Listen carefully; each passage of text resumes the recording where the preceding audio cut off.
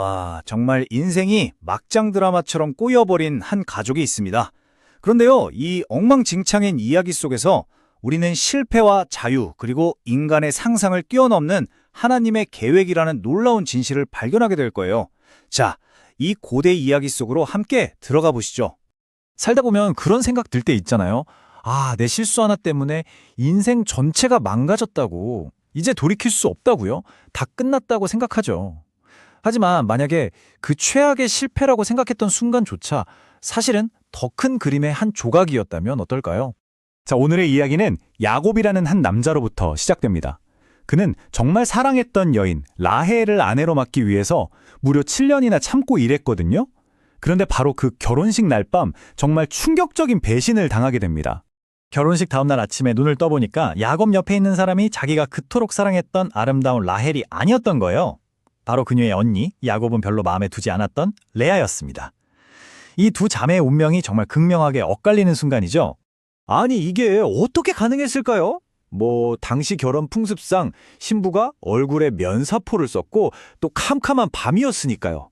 이걸 이용해서 외삼촌이자 장인인 라반이 자기 사위를 완벽하게 속여 넘긴 거죠. 정말 막장 드라마보다 더 극적인 사기극 아니겠어요? 그런데요, 바로 이 지점에서 이야기는 정말 소름 돋는 아이러니를 보여줍니다. 평생 남을 속이며 살아왔던 야곱에게 과연 무슨 일이 벌어지는 걸까요? 야곱이 외삼촌 라반에게 달려가서 격렬하게 따집니다. 어떻게 저를 속이실 수가 있습니까?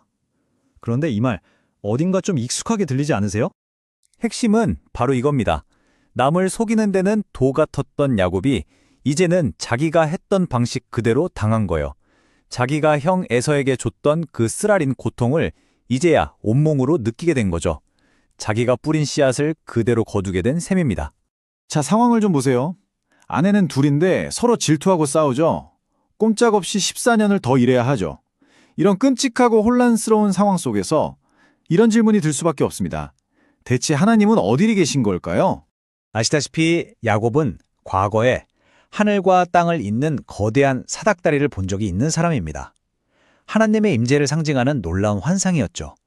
그런데 지금 이 절망의 순간 그 사닥다리는 보이지 않는 것만 같습니다. 그 연결이 완전히 끊어져 버린 걸까요? 하지만 놀랍게도 그 사닥다리는 사라진 게 아니었습니다. 야곱이 절망에 빠져서 보지 못했을 뿐 하나님의 계획은 인간의 질투나 죄, 실패 같은 것들 때문에 멈추지 않아요. 그 혼돈 속에서도 하나님은 여전히 일하고 계셨던 거죠. 그리고 그 사닥다리가 진짜 의미하는 게 뭔지 신약 성경에서 아주 명확하게 밝혀집니다. 바로 하나님과 우리 인간에 있는 유일하고 영원하고 절대 끊어지지 않는 연결고리, 바로 예수 그리스도를 상징한다는 겁니다. 자, 이제 이야기의 초점을 또 다른 주인공, 사랑받지 못했던 아내 레아에게로 한번 옮겨볼게요. 그녀의 삶에서 일어나는 강력한 변화를 함께 따라가 보겠습니다. 레아의 이야기를 제대로 이해하려면 먼저 우상이라는 개념을 알아야 해요. 우리가 흔히 우상이라고 하면 무슨 금송아지 같은 조각상을 떠올리잖아요. 그런데 성경에서 말하는 우상은 그런 것만이 아닙니다. 하나님만이 주실 수 있는 사랑이나 안정감을 다른 데서 얻으려고 하는 것, 그게 바로 우상이에요. 그게 사람이 될 수도 있고 성공이나 돈이 될 수도 있죠. 레아에게 그 우상은 바로 남편 야곱이었습니다. 그녀의 인생은 단 하나, 남편의 사랑을 얻기 위한 고통스러운 몸부림이었어요. 남편의 인정이 그녀를 구원해줄 가짜 신이었던 셈이죠. 그런데요, 그녀가 아들들을 낳으면서 내면에 정말 놀랍고도 심오한 변화가 일어나기 시작합니다. 한번 보실까요? 이 변화 보이시나요?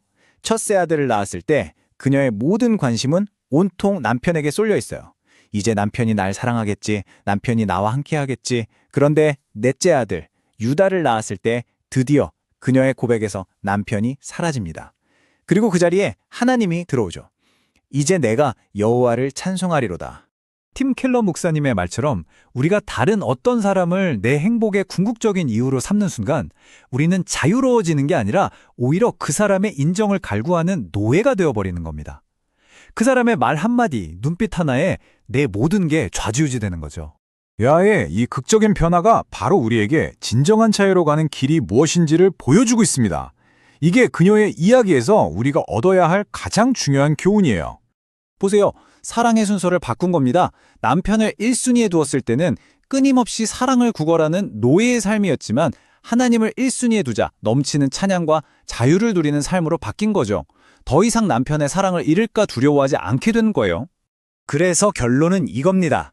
여러분, 우리가 아무리 인생을 망쳐놔도 하나님의 위대한 계획을 망가뜨릴 수는 없다는 거예요.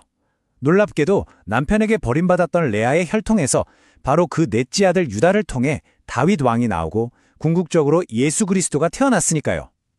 차전칙처럼 보였던 레아의 인생이 사실은 하나님의 구원 계획의 중심이었던 거죠. 레아의 이야기는 이제 우리 각자에게 이 질문을 던집니다. 지금 당신을 자유롭게 하는 게 아니라 오히려 당신을 오가매고 있는 가짜신, 당신의 우상은 무엇인가요?